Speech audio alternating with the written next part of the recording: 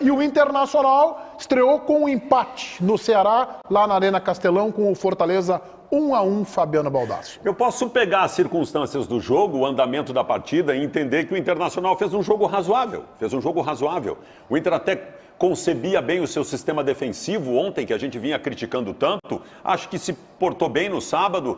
O Inter conseguiu implementar com os 3 atacantes que mais uma vez tinha em campo alguma agudez ofensiva que lhe deu possibilidades importantes. Trocou garrafas com o Fortaleza na maioria do tempo do jogo, né? Trocou garrafas, é um campeonato brasileiro. Fortaleza, embora não tenha nenhuma peça exponencial, tem um grande treinador, é um time muito bem montado. Então caberia até uma referência elogiosa. Mas eu também não posso me conformar com algumas coisas. Eu quero convidar todos vocês que estão assistindo agora que prestem atenção na escalação que eu vou dar, que é a escalação que terminou o jogo de ontem. Prestem atenção. O Inter terminou, sábado, melhor dizendo, o Inter terminou o jogo com a seguinte escalação: John, Rômulo, Vitão, Moledo e René. Baralhas, Campanharo, Depena, Jean Dias, Luca e Alemão. Isso é um time de Série B. O grupo do Inter é fraco. Eu posso cobrar o Mano Menezes por várias coisas que ele não está fazendo neste ano, mas disso ele é vítima. O grupo do Inter é muito fraco e essa escalação que eu dei aqui fez tu largar o garfo e a faca do teu almoço agora que eu estou sabendo. Te aterrorizou essa escalação que eu dei aqui.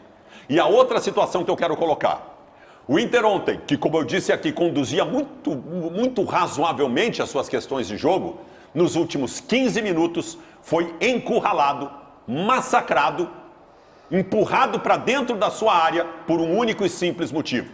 Porque do outro lado tinha um time que tinha pernas para correr, enquanto nós estávamos babando na gravata. Porque o preparo físico do Inter é uma porcaria. Então essas considerações iniciais eu queria fazer para vocês. Ribeiro Neto. Olha, eu vou dizer assim, eu entendo o que disse o Baldasso, né? Realmente a escalação que o Inter termina é assustadora. Mas, cara, eu prefiro assim, tudo depende de régua, né? Vou usar o Diogo Barbosa como referência. Por que nós estamos elogiando o Diogo Barbosa? Não, vocês, né, estão elogiando, né? Vocês, deixa claro. Tá, por que nós estamos elogiando o Diogo Barbosa? Não sei também. Boa pergunta. É uma pergunta boa essa. Eu gostaria de fazer. Vou te explicar. Porque a régua do Diogo Barbosa é pequena. Então, não se esperava uma atuação que, evidentemente, não é do Marcelo, não é do Roberto Carlos, nisso, né? Entendeu? Mas é um Diogo Barbosa que ninguém esperava, porque a régua dele é muito pequena. Então, salta os olhos. No caso do Inter, o empate de ontem lá em Fortaleza, na minha opinião, é ok, com uma atuação competitiva e ok, porque o Internacional nos últimos jogos veio apresentando instabilidades técnicas, táticas e físicas gritantes. E no sábado ele pegou um adversário que, dentro de casa, é muito perigoso, que ele força a barra, que ele pressiona o seu adversário. Ele pode não ser um time cheio de craques, se não é, mas é um time muito bem armado, equilibrado, muito bem treinado. E o Inter resistiu. E até em alguns momentos do jogo foi melhor que o seu adversário. Querendo que eu comemore, que eu comemore que o Inter conseguiu enfrentar o Fortaleza de igual para igual. É isso? Por enquanto, sim. Não, querido. Não. A minha régua é bem mais alta que essa. Bem mais alta que essa. Você está confundindo a régua do clube com a régua do atual time. Não, o atual time tem que ser campeão brasileiro, Ribeiro Neto. Eu vou cobrar todos os dias aqui que o Inter brigue pelo título brasileiro. Porque se isso não acontecer, tem alguma coisa errada. Mas acontece o que Inter, tu tá cobrando pela régua do clube, um campeão do mundo, que não ganha muito tempo, que tem que disputar o título. Peraí, que houve uma mas o quebra. Inter no ano passado foi vice-campeão brasileiro. Aí é que está. Por que ele não pode cobrar o título? Porque vocês estão numa régua que não existe mais. Vocês estão... Nem o Mano sabe. Nem o Mano falando de uma régua de 10 anos atrás. O Mano já desistiu disso. O Mano já não quer mais comparações. Bom, isso é o problema dele, né? O Mano não vai pautar os meus comentários, primeiro. Tu me desculpa, ele não é o editor, nem o Mano, nem o Renato, nem o Jürgen Klopp vai pautar aqui o que eu vou dizer, o que o Baldasso vai dizer. Eu vou dizer o seguinte, tu está correndo sério risco de sair da presidência da associação. Eu acho até que eu já saí. César, quero te ouvir. Eu vi um Internacional tentando recuperar as origens de 22 nesse jogo contra o Fortaleza. E conseguiu, de alguma maneira. fazer isso, porque colocando o alemão, o Internacional marcou a saída de bola, o Internacional pressionou mais e ficou evidente que o sem a bola, Ribeiro, foi mais importante do que o com a bola. O Inter foi um time mais competitivo, jogando com mais jogadores como o alemão, jogadores que brigavam mais pelo espaço do campo e conseguiu fazer isso. Por outro lado, eu tenho destacado aqui há algum tempo que o Internacional sofre de problemas físicos e problemas importantes. E não é, o jogador não corre, não. Eles começam perdendo divididas, começam perdendo espaço. Tudo que eu citei em relação a tu ser competitivo, o Internacional parece ser um time cansado, desatento. Se a gente pegar os lances tão somente, só um time podia ganhar, né?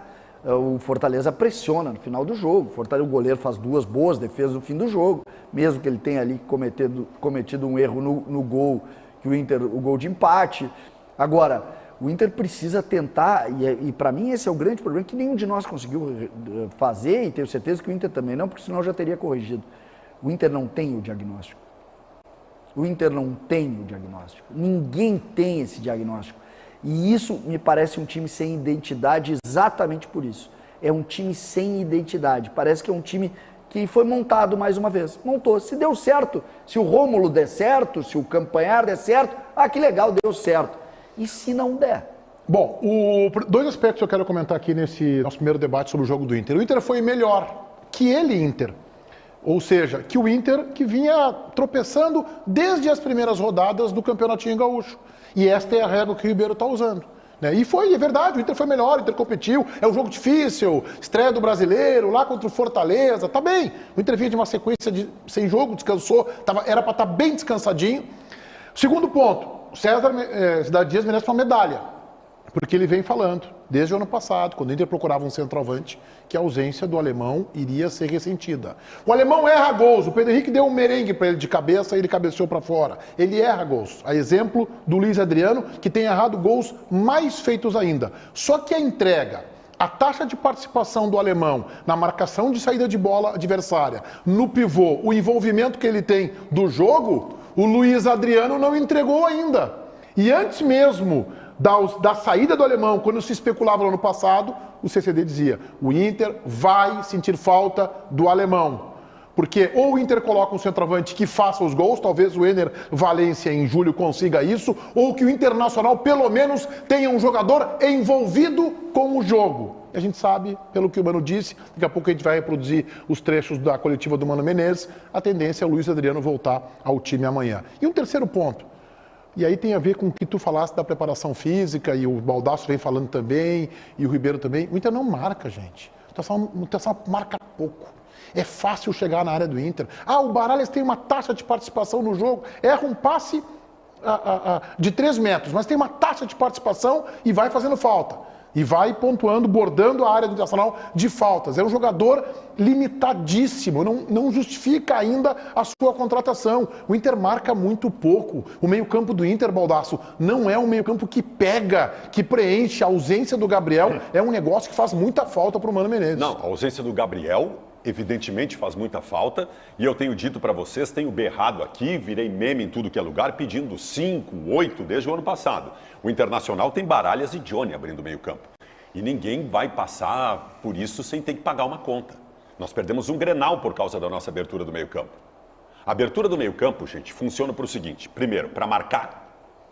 Segundo, para atrapalhar a transição adversária, para fazer cobertura dos lados do campo. O Inter tem jogadores médios, fracos. O Inter tem jogadores que não atendem às necessidades mínimas. Tu tá falando do Gabriel? Eu vou te dizer uma outra coisa então aqui, para que todo mundo que tá em casa preste atenção. Rodrigo Dourado e Lindoso seriam Busquets e Toni Kroos na abertura do meio-campo do Internacional com os jogadores que nós temos hoje. Busquets, Dourado e Lindoso seriam Busquets e Toni Kroos na abertura do meio-campo do Inter. Nossa abertura de meio-campo é fraca e ninguém ganha nada com os 2 primeiros homens de meio-campo que não são diferenciados. Essa frase, e aí tu pode pegar até mentalidade, eu tô falando muito sério aqui. O Inter, no ano passado, em razão de ter sido segundo colocado no Brasileiro, ter feito uma ótima campanha, sobretudo no segundo turno, ele passou a ideia de que as coisas poderiam acontecer. De que tudo poderia, olha, só aqui, ajeitando, uma pecinha. Gente, primeiro pensamento hoje, para quem tá no Inter hoje, é exatamente esse que tu fez. Gente, ou a gente compete, ou a gente estica essa corda aí, ou a gente não ganha nada. E aí o campeonato do Inter não vai ser esse. Ontem, Meneghetti, aí a gente pode juntar aqui também o que a gente viu do Santos. Do Santos. Não é do Grêmio, nem do Inter. Do Santos. E o que a gente viu do Fortaleza. O que eu fiz ontem? Cheguei em casa, demorei para dormir, estava um pouco incomodado, sabe? Eu entendo. E aí ontem eu resolvi fazer uma análise dos 10 jogos. Cara, o Campeonato Brasileiro vai ser um terror. Com o futebol de ontem, o Santos ganha os 2 jogos do Inter. Faz 6 pontos. Exatamente E eu tô isso. contra a tua tese, que eu acho que foi tu que falaste no Donos Rádio, que o Santos é candidato ao rebaixamento, né? Não, Eu não, acho. não, eu não disse. Não. Diferente ontem, tá, Meneghetti? Eu não disse, tá? O Santos foi bem ontem. Não, eu acho assim, ó, o Santos não vai ganhar, o Santos talvez nem pegue vaga para Libertadores, agora não é time para cair. Não. E o Santos faz resultado em casa, a gente sabe disso. Tô contigo. O Santos ganha do Grêmio, ó, na lógica, tá? Pode chegar lá o Grêmio do Renato e empilhar 3-0 do Santos. Tendência, o Santos ganha fácil do Grêmio lá, ganha mais fácil ainda do Inter e ganha do Inter no Beira-Rio. Tá, o que eu quero dizer, e é exatamente sobre isso, eu acho que a gente tem que se conscientizar disso, tá? E eu acho que serve mais pro Inter do que pro Grêmio neste momento. O campeonato é terrível, tá? Terrível. E o campeonato tem bons times. O Santos ontem, quando mexe, bota Soteldo e bota Ângelo, tu diz, calma, o que tá pegando? O Inter não tem o Soteldo e o Inter não tem o Ângelo. Não tem. O Grêmio não tem o Ângelo.